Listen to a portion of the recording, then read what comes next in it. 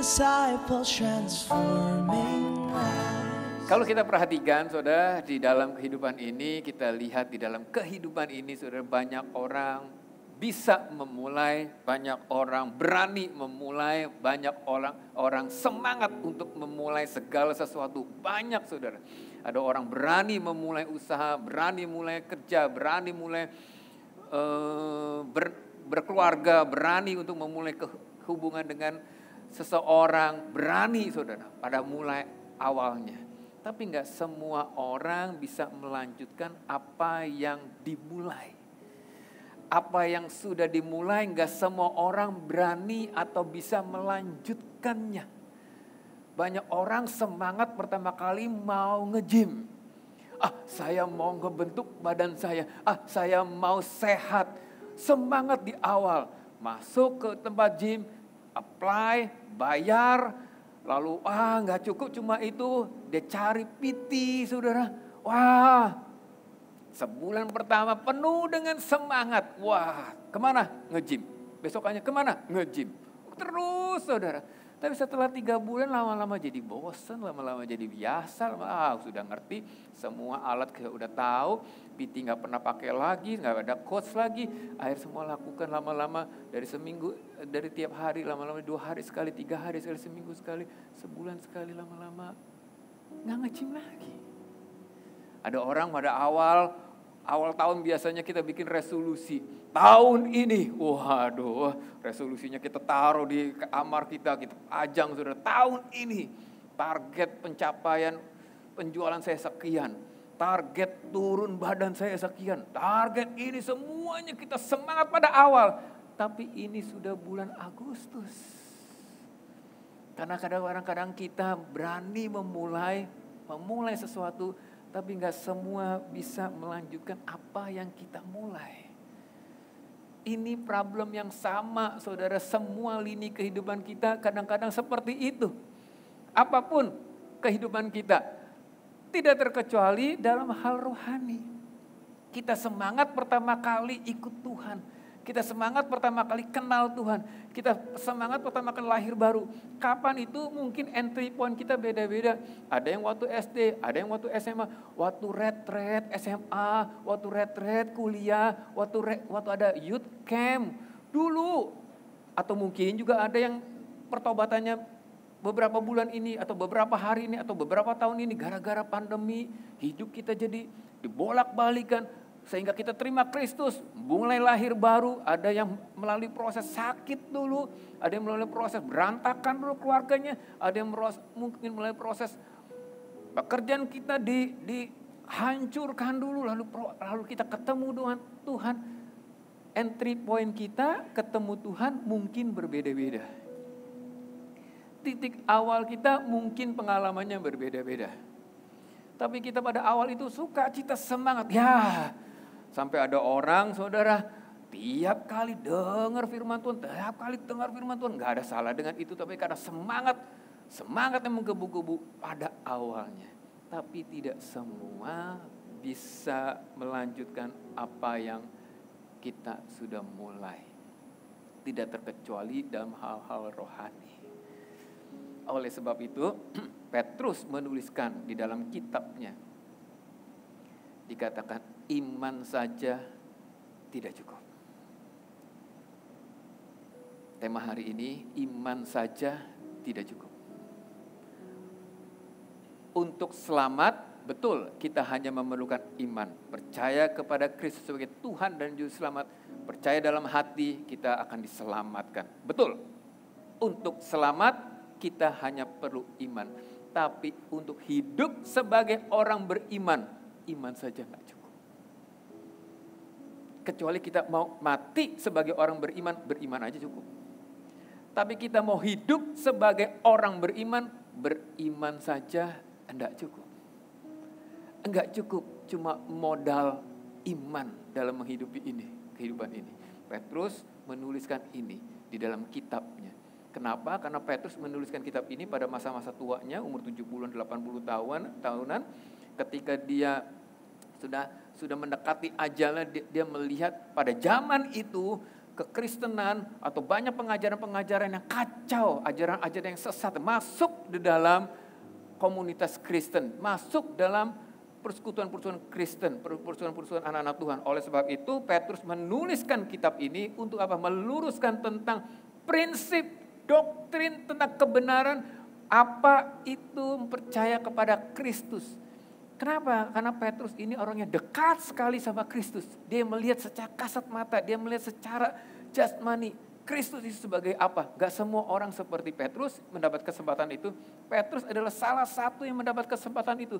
Tapi dia mengatakan iman aja, percaya aja, melihat aja seperti itu Kristus. Tahu tentang keselamatan, tidak cukup. Perlu apa? Dalam 2 Petrus 1 ayat 5-7 dikatakan begini. Justru karena itu. Justru apa? Justru karena saudara dan saya telah mengenal keselamatan, telah lahir baru, telah terima Kristus sebagai Tuhan dan Juru Selamat, telah masuk dalam keselamatan, telah masuk dalam mengenal Kristus. Justru itu. Orang-orang seperti saudara dan saya, kita lah semua orang-orang yang harus lebih. Gak cuma sekedar percaya. Justru karena kita telah diselamatkan. Karena gak semua orang bisa duduk seperti ini. Saudara bisa mengerti tentang adanya Kristus. Gak semua orang loh. Jadi kalau saudara bisa, kita semua bisa. Ya Tuhan terima kasih, saudara bisa menyanyi. Mengangkat tangan, saudara bisa memuji Tuhan. Merasakan ada Tuhan. Itu adalah suatu anugerah yang terbesar dalam hidup kita. Karena saudara boleh keluar dari sini tanya, saudara bisa angkat tangan memuji Tuhan kepada? Gak bisa. Ngapain loh? Zaman dulu waktu saya kecil saudara, kalau kita ke gereja sering kali teman-teman saya bilang, lu ngapain ke gereja? Apalagi gereja saya dulu Pantai Kosta saudara. Jadi gereja Pantai Kosta sangat sekali, zaman dulu. Dilihat sebelah mata saudara. Lu tahu gak, lu gereja di mana? Pantai Kosta. Idi. Lu ngapain tebak nyamuk? Ya benar saudara. Di gereja ngapain itu tebak-tebak? Udah nyanyi-nyanyi, udah senang-senang, terus nangis. Wow. Dia gak tahu apa yang kita rasakan. Dia gak tahu pengalaman yang kita bisa rasakan. Dan itu saudara, kalau kita bisa rasakan itu, kita bisa hadirat Allah, anugerah Allah, dan kita bisa mengenal. Itu suatu kemurahan Tuhan saja. Jangan sia-siakan saudara. Karena gak semua orang bisa mengenal itu. Saudara kita boleh berbusa-busa cerita sama orang tentang keselamatan. Kalau dia masih mengeraskan hati, dia gak bisa mengenal seperti yang kita kenal. Kalau sekarang kan saudara bisa merasakan, ya setelah meninggal ada kehidupan setelah kita mati yang di sini. Kalau kita bisa ngerti itu aja, itu suatu anugerah terbesar. Karena gak semua orang. Ada orang mengatakan abis ini selesai aja.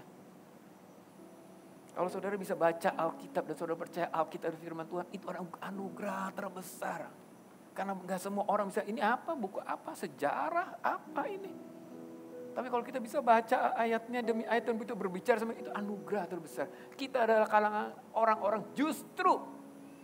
Petrus mengatakan itulah kita adalah satu kalangan, satu komunitas, satu persekutuan. Yang disebut dengan justru itu karena orang-orang yang telah diselamatkan kita. Justru karena itu, karena kita sudah diselamatkan, karena kita sudah mengenal tentang kebenaran itu.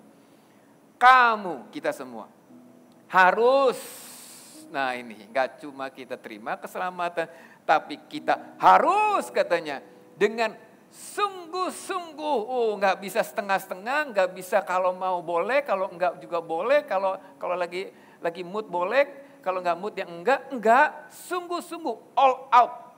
Semuanya kita kerjakan, intentional, benar-benar kita pikirkan. Sungguh-sungguh apa? Berusaha. Untuk apa? Untuk menambahkan iman kepada imanmu. Iman kita yang kita sudah percaya kepada Tuhan, kita perlu tambahkan. Dengan sungguh-sungguh kita menambahkannya. Gak bisa kita diamkan. Sama saudara seperti saudara kalau lagi jatuh cinta. Saudara bangun relation dengan pasangan saudara. Pertama kali adalah jatuh cinta. Saudara semakin hari semakin cinta. Semakin jatuh gitu saudara ya. Suatu saat saudara memutuskan untuk menikah. Dan waktu menikah modal utama adalah cinta. Tapi dalam perjalanan pernikahan nggak cuma kita sebut, ya kan saya menikah sama kamu modalnya cinta. Setahun kemudian kok kita belum beli apa-apa, kita belum apa-apa, kan saya udah bilang modalnya cinta. 5 tahun kemudian mengatakan, kok kita begini-begini aja. Kan sudah bilang modalnya cinta. Cinta yang saya kasih kamu. 10 tahun, 15 tahun kemudian saudara dimarahin sama pasangan saudara. Karena gak cukup cuma modal itu saja. Kita harus tambahkan kepada cinta kita. Kita gak cukup menjadi status suami atau istri orang. Enggak cukup. Kita harus berfungsi. Karena posisi dengan fungsi berbeda. Kita bisa mendapatkan posisi tertentu. Tapi belum tentu kita berfungsi. Tambahkan katanya. Apa yang perlu ditambahkan dengan iman kita? Yang pertama, goodness, kebaikan, kebajikan. Do good, kebaikan, lakukan hal-hal yang baik.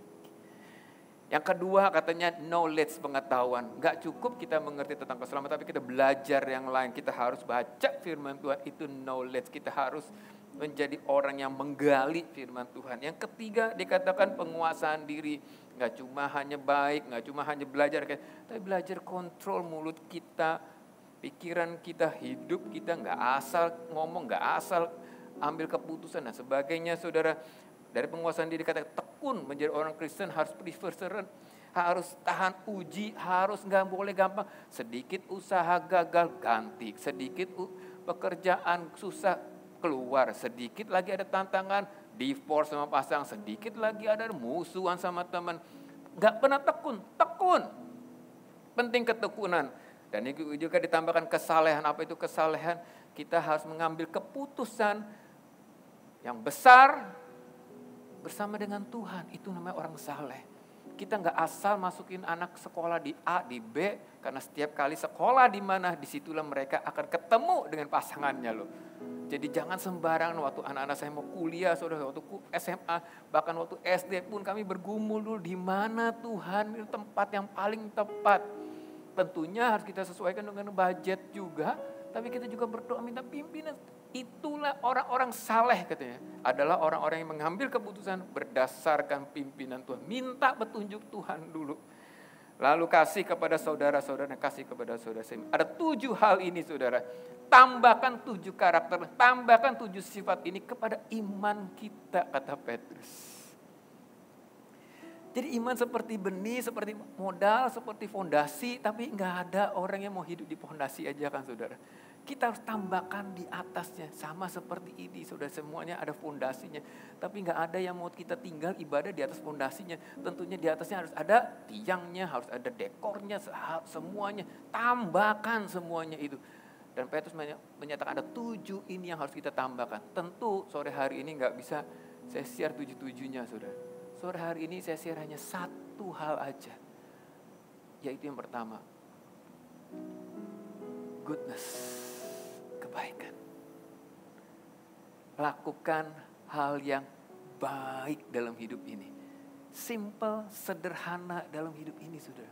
Saudara gak perlu complicated, gak perlu sesuatu yang hal yang sangat membingungkan dalam hidup ini. Sebenarnya saudara menjadi orang Kristen setelah terima Kristus sebagai Tuhan dan Juru Selamat. Lakukan hal-hal yang baik. Cuma masalahnya orang Kristen gini. Karena kan perbuatan baik tidak menyelamatkan. Betul saudara.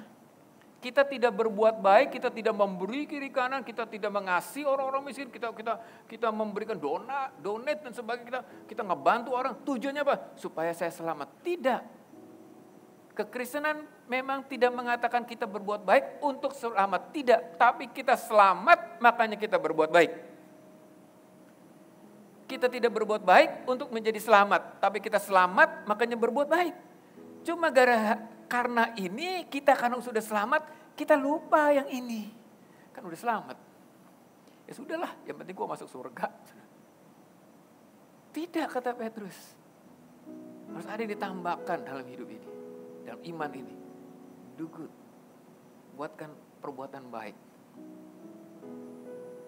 Dalam terjemahan sederhana Indonesia di ayat 5 dikatakan, oleh karena segala pemberian dan janji Allah itu janganlah kalian sekedar, nah ini. Jangan menjadi sekedar percaya, sekedar hadir, sekedar ada, sekedar nongol. Kadang-kadang kita di pesta nikah ya, aduh gak enak di sini nikah, yang nikah itu. Tapi gue males, udahlah gue sekedar hadir. Sekedar kasih muka aja. Ya itu buat pernikahan is oke lah saudara. Tapi kalau kehidupan jangan sekedar hidup. Sekedar itu anak bawang. Sekedar itu boleh ada, boleh gak ada. Kita ada atau gak ada, gak dirasakan sama orang. Saudara sama-sama kalau kita lagi kerja di satu perusahaan saudara.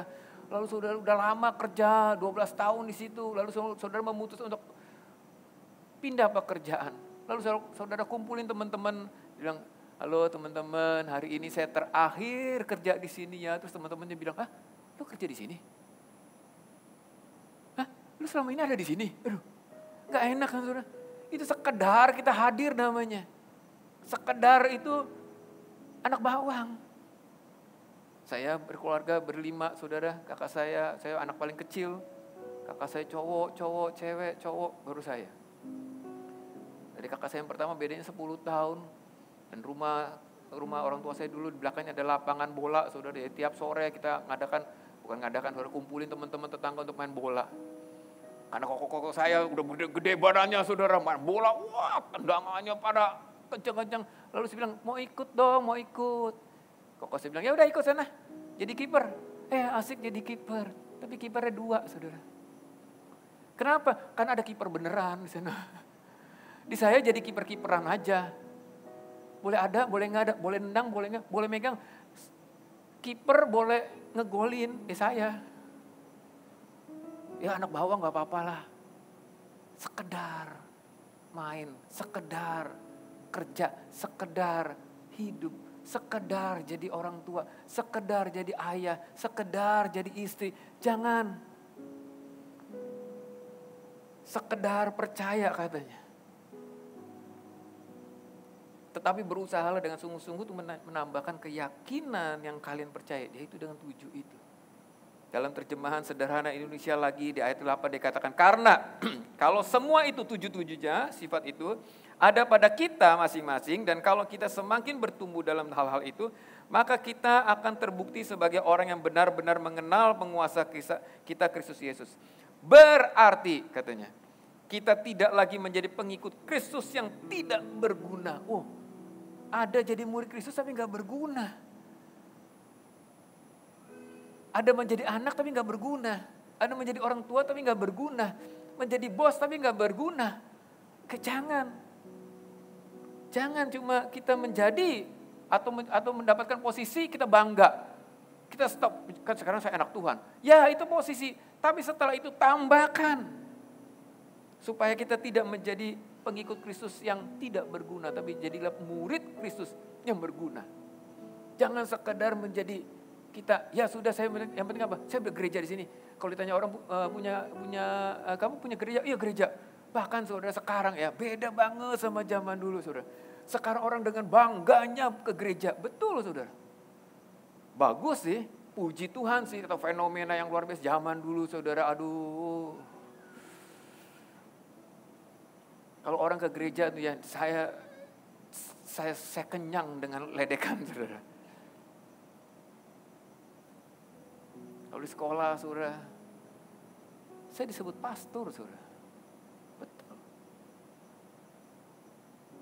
Tapi dengan nada yang tidak enak ya tentunya. Saya kalau ikut persekutuan, selalu dikatakan, sok suci, anak Tuhan. Loh, saudara, saya sekolah di sekolah Kristen. Saya ikut melayani di sana, melayani persekutuan dan segala.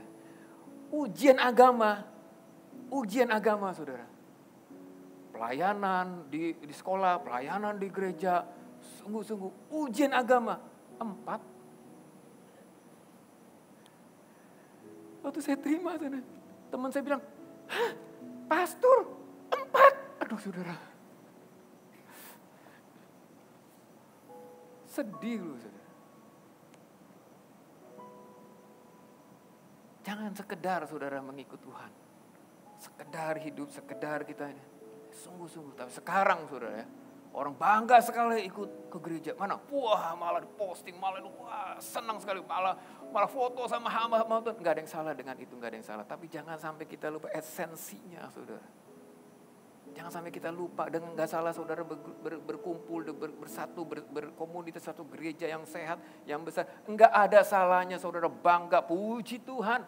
Tapi jangan lupa dengan esensinya saudara. Kita enggak boleh sekedar menjadi anggota gereja. Sekedar saya hadir.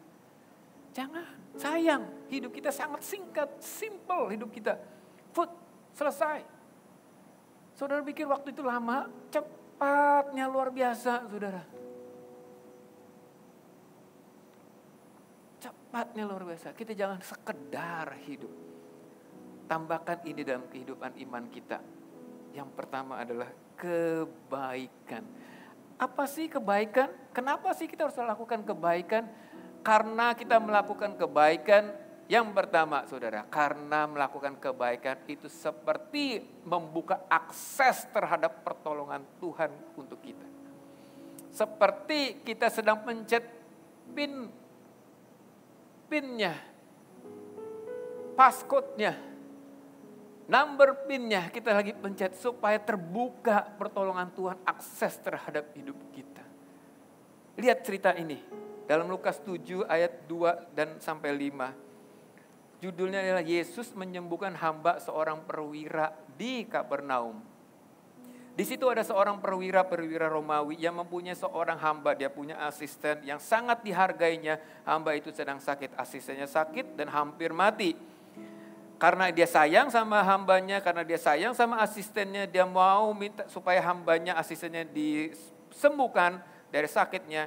Lalu ketika perwira itu mendengar tentang Yesus ada di daerah situ yang menyuruh beberapa orang tua-tua Yahudi. Tua-tua Yahudi, saudara, perwira Romawi ini seperti penjajah pada zaman itu di daerah Israel. Jadi dia seperti penguasa daerah situ yang mengatur ekonomi, yang mengkolek pajak dan mengatur semua pendapatan-pendapatan bangsa Israel pada saat itu. Dan tentunya kita kalau sebagai orang Israel, tentu kita merasa ini adalah musuh kita. Karena dia yang masuk ke daerah kita dan menguasai ekonomi pada saat itu. Tapi dia bisa berteman dengan para pemimpin bangsa Israel pada saat itu, tua-tuanya. Dia minta tolong sama para tua-tua Yahudi datang kepada Yesus ketika perwira itu mendengar tentang Yesus, ia menyuruh beberapa orang tua-tua Yahudi kepadanya untuk meminta supaya ia datang. Yesus datang dan menyembuhkan hambanya. Dia minta tolong sama tua-tua, para pemimpin Yahudi itu minta tolong supaya Yesus menolong hambanya. Mereka, para penatua ini, para leader ini, ya orang Yahudi ini datang kepada Yesus. Dan dengan sangat dia minta, Yesus tolong. Mereka meminta pertolongannya, katanya, ia layak engkau tolong. Musuhnya sampai tanda kutip, saudara, musuhnya itu sampai minta tolong Kristus, Yesus. Tuhan, bantu perwira ini, bantu perwira Romawi ini. Dia layak ditolong. Yang teriak-teriak, yang menjerit-jerit, yang mendorong-dorong, yang minta tolong adalah musuhnya, tanda kutip. Orang-orang Yahudi ini sama perwira ini sebenarnya bayangin, oh kan kamu perwira ya yang menguasai sini. Ini musuh saya nih, ngapain gua tolong? Asisten hamba lu sakit, biarin aja. Lu kan ini, tapi enggak sampai, oke, gua bantu. Gua cari akses kepada Kristus. Dia minta tolong sama Yesus. Dengan sangat lu, minta tolongnya sungguh-sungguh beneran. Tuhan tolong dengan sangat. Kalau di ayat-ayat berikutnya sampai Tuhan, Tuhan datang sampai. Mau datang, di stop sama perwiranya. Enggak perlu datang. Ya, saudara tahu ceritanya. Tapi lihat saudara.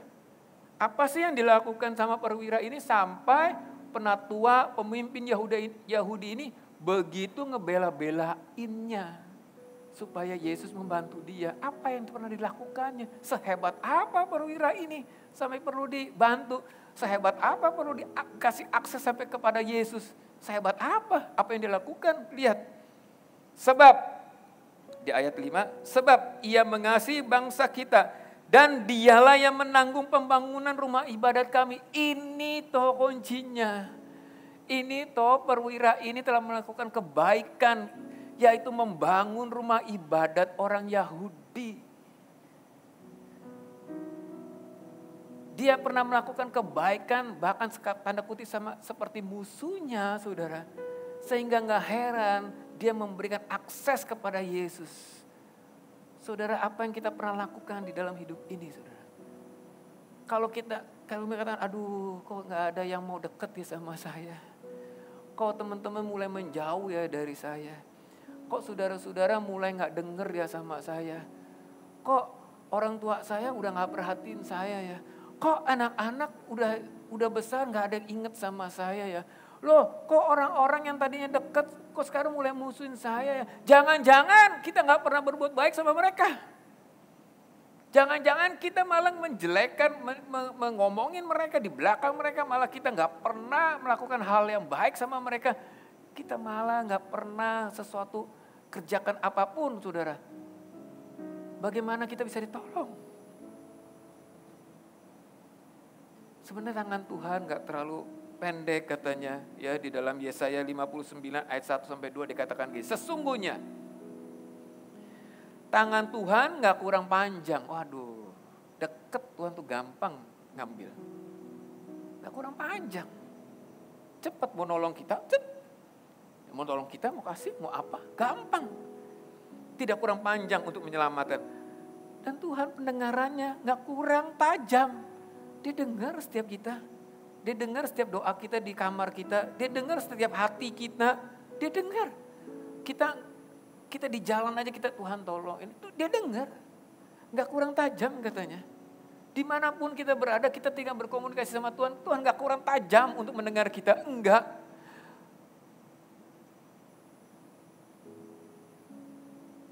Tetapi katanya. Ini masalahnya. Yang merupakan pemisah antara kamu dan Allahmu ialah segala kejahatanmu. Kitalah yang membuat, kitalah yang gak pernah buka passcode dia, kitalah yang gak pernah pencet pin numbernya kita sehingga aksesnya itu berhenti di situ. Pertolongan itu berhenti karena aksesnya gak pernah dibuka. Dan yang membuat dia menyembunyikan diri terhadap kamu sehingga ia tidak mendengar ialah segala dosa kita semua. Kenapa gak ada orang yang bantu kita? Jangan-jangan saudara kita yang gak bisa dipercaya. Dikasih uang dikit dibawa kabur. Dikasih bahan dikit gak dibayar. Kita baru buka toko dikasih suplai barang dihilangin. Saudara saya punya beberapa customer, saudara saya lihat pertama kali buka tokonya kosong, gak ada barang. Lalu karena dia kenal, dia undang saya, datang yuk ke toko gua baru katanya. Oh iya, saya ngobrol sama dia, saya lihat kasihan banget ya, barangnya dikit sekali. Tapi orangnya benar. 2 tahun kemudian saya datang lagi, full barangnya di tokonya. Saya bilang ini toko, ini barang kamu beli begini banyak, duitnya berapa banyak? Dia bilang, ini semua barang supplier pada nitip jual. Wah. Kalau kita benar, saudara, kita gak akan kekurangan pertolongan Tuhan. Tuhan akan pakai jalur mana saja, saudara, untuk kita dikasih jalan, saudara. Asal kita buka akses kita buka pin code kita buka, saudara, kuncinya, kita buka pintunya. Apa itu pintunya? Do good, lakukan kebaikan. Itu saja, saudara.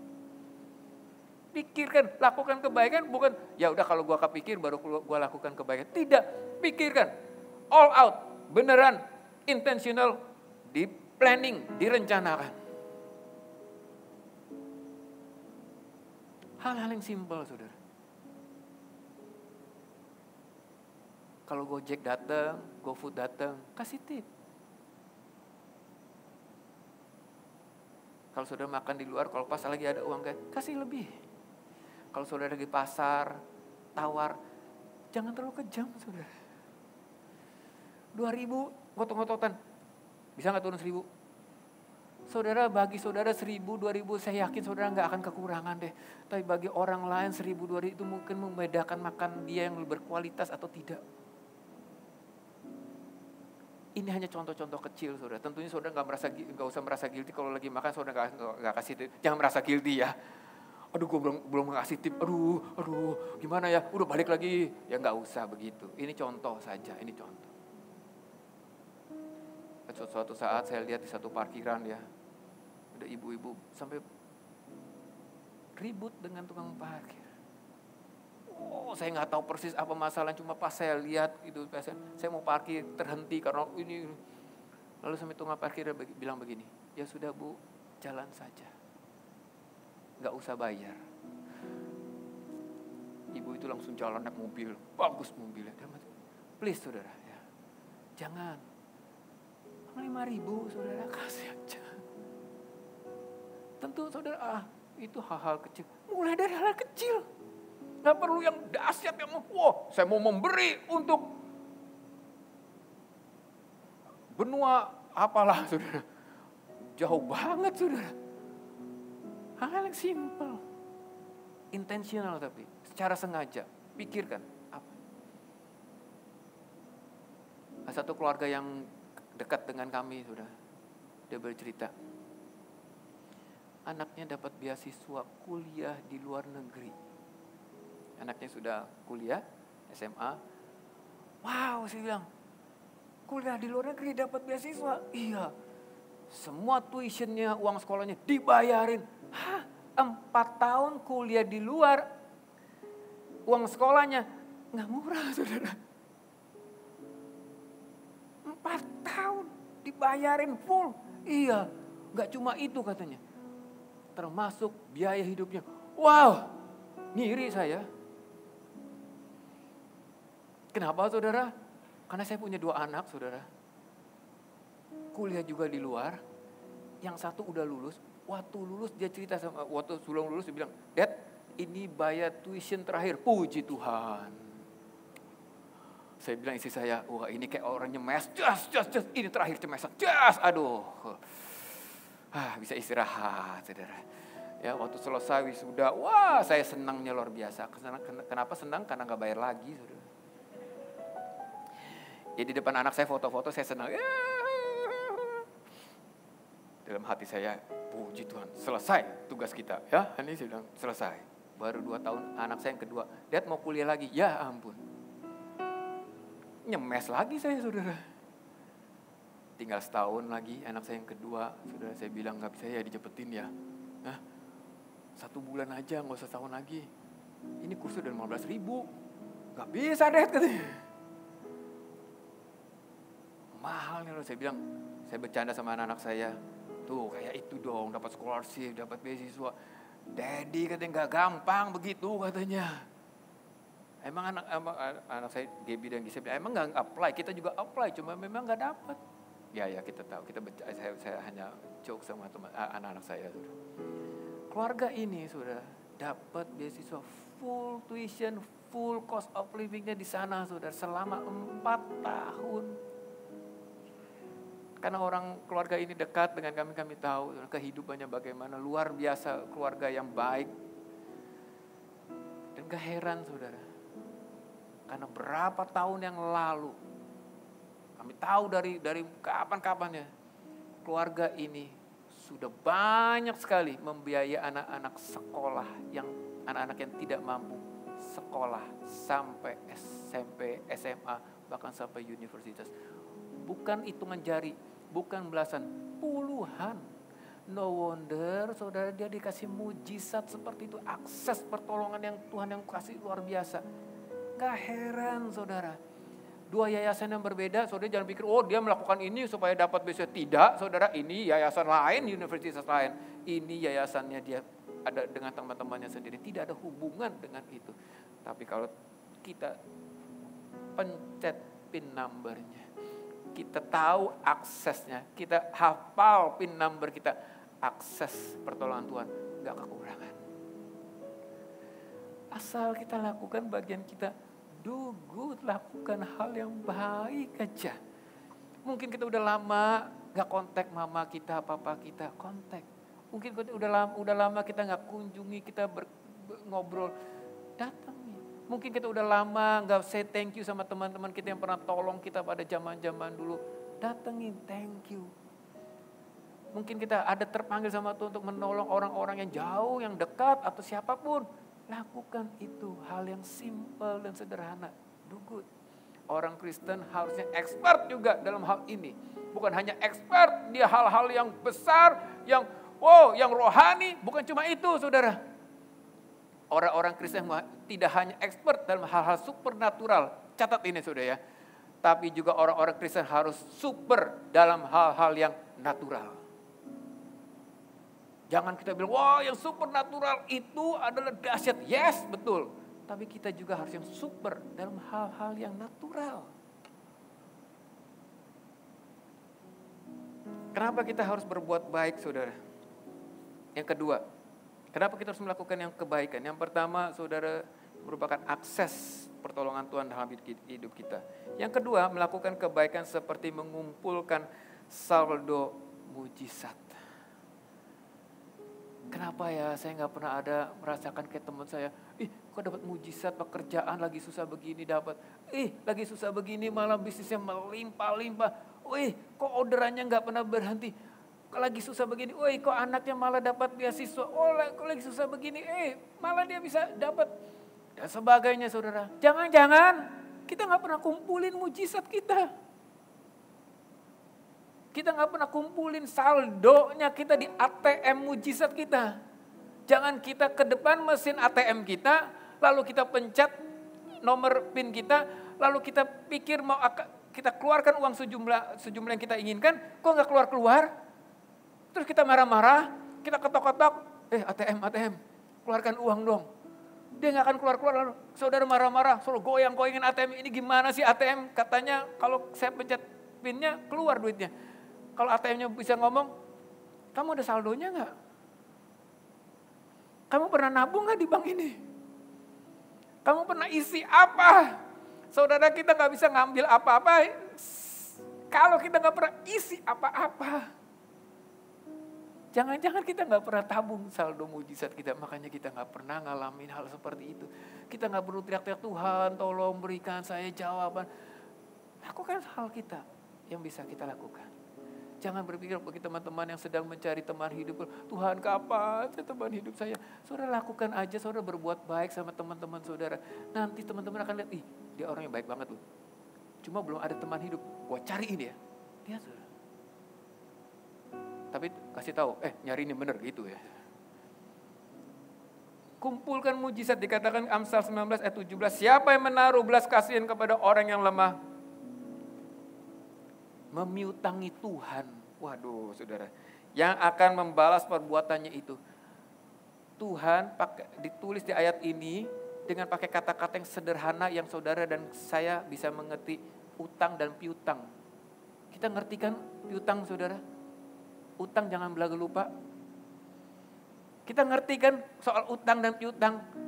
Tuhan pakai kata-kata yang sederhana seperti menjelaskan sama kita, ini sebenarnya keterlaluan sih sebenarnya, saudara. Kenapa? Karena sampai Tuhan pakai kata seperti itu supaya kira-kiranya begini, Tuhan kasih tahu ini gamblangnya begini loh. Kalau kamu berbuat baik, saya utang sama kamu. Aduh, Tuhan gak perlu utang apa-apa, bukan sama kita. Sama kayak orang tua kalau berbuat baik, saya utangnya sama kamu ya nak. Emang orang tua kita berhutang apa sama kita? Enggak, bukan.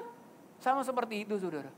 Tapi Tuhan pakai ayat itu, pakai kata-kata yang sangat sederhana supaya kita gampang kita mengerti, seperti menekankan pentingnya kita berbuat baik.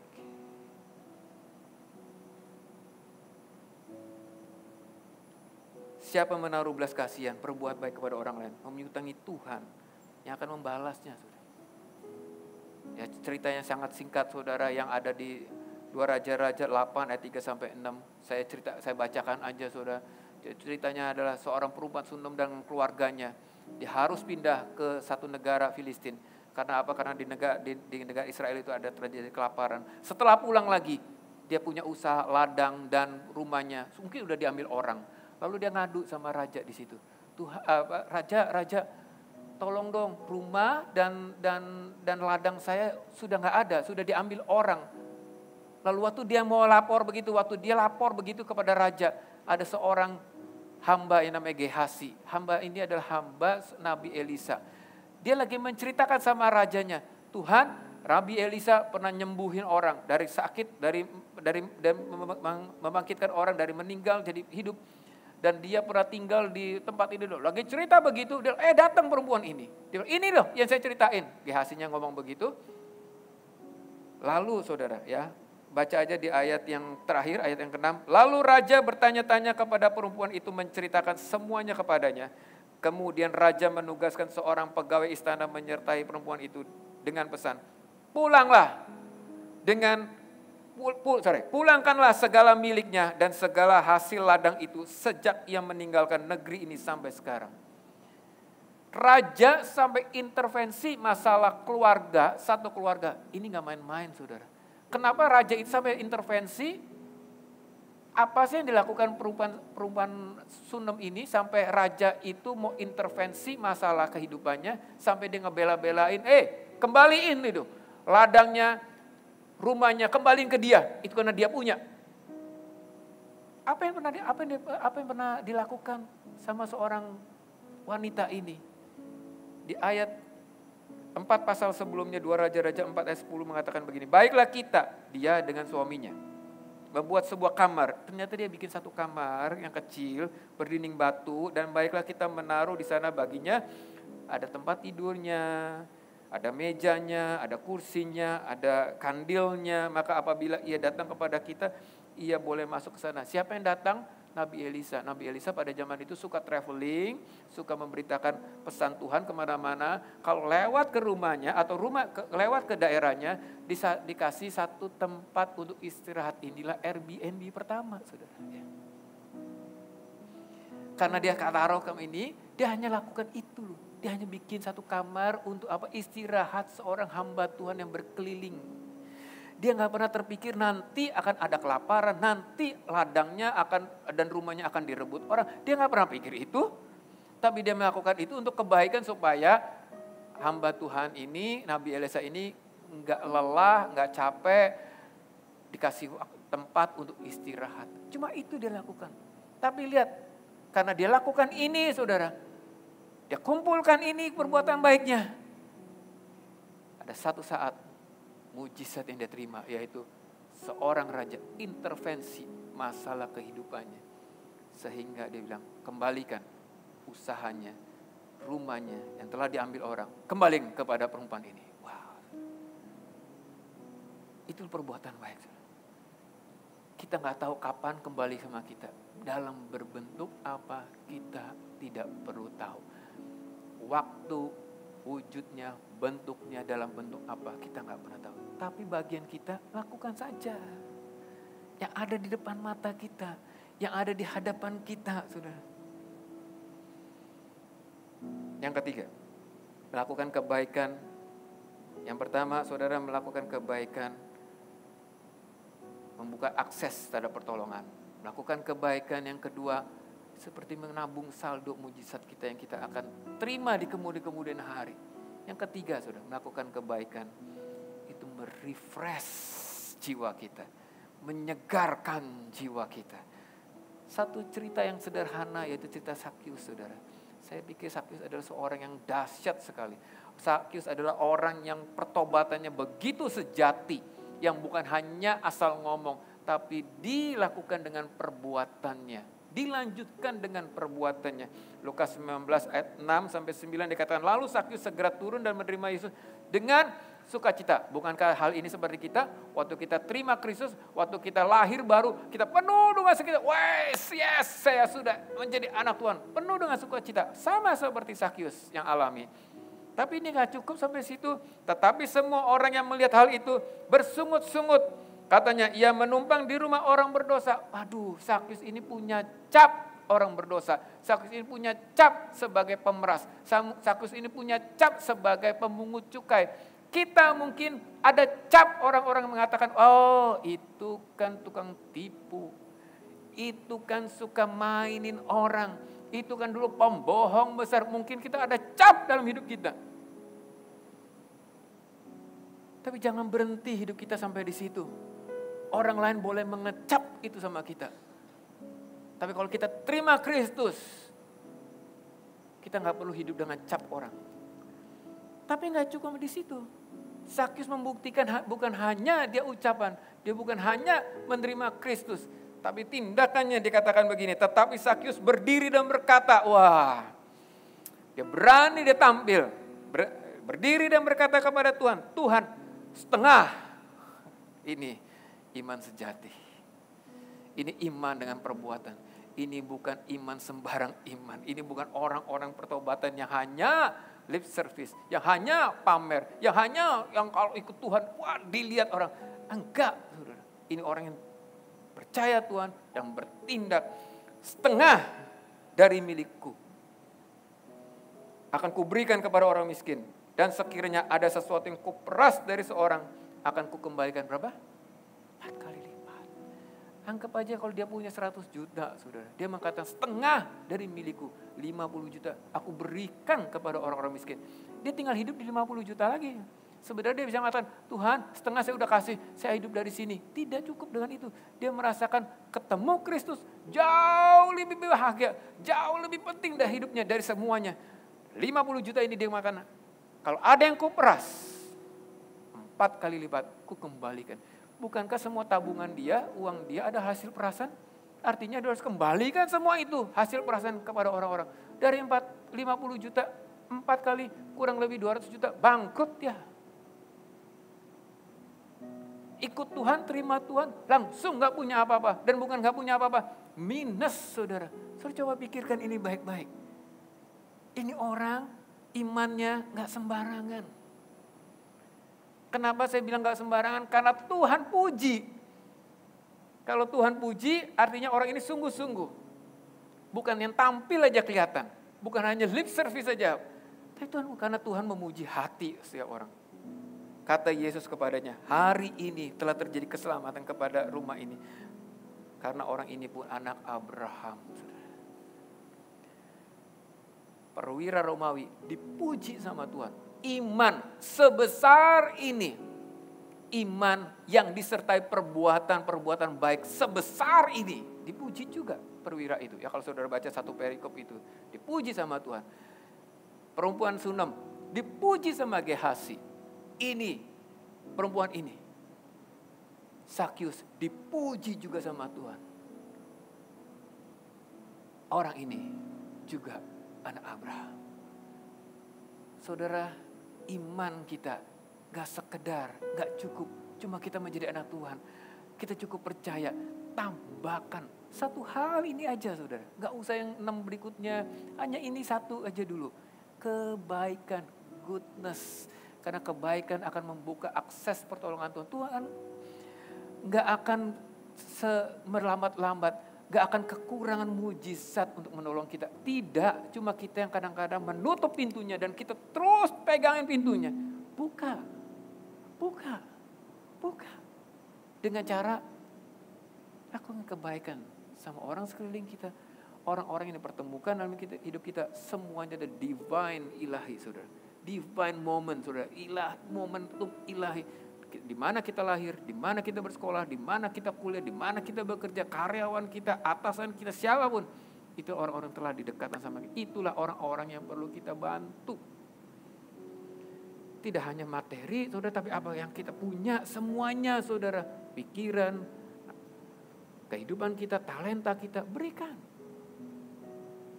Kumpulkan itu sebagai mujizat kita di hari-hari yang ke depan.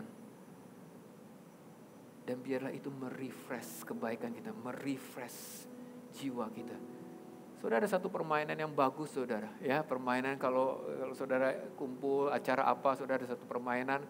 Saudara mungkin pernah ikut permainannya, itu permainan saudara kita lempar barang, putar-putar barang. Ya, pernah ikut permainan itu? Pernah tahu saudara? Ya, kumpulin 10 atau 20 orang lalu dioper barang-barangnya, entar kunci, entar buku, entar apa, oper-operan saudara. Dan musik diputar, saudara. Selama musik diputar, kita oper barangnya ke sebelah kita, betul ya? Waktu kita taruh gitu, kita paksa teman kita sebelah kita, pegang. Lalu sebelahnya bilang, oh iya, waktu dipegang ini langsung dioper ke temannya. Cepat lu, betul nggak? Coba saudara, dalam kehidupan ini seperti itu. Kita terima sesuatu, kita kasih, pegang. Tapi kan enggak ya dalam hidup ini ya. dapat sesuatu, ini kan punya gua. Gue dapet lu.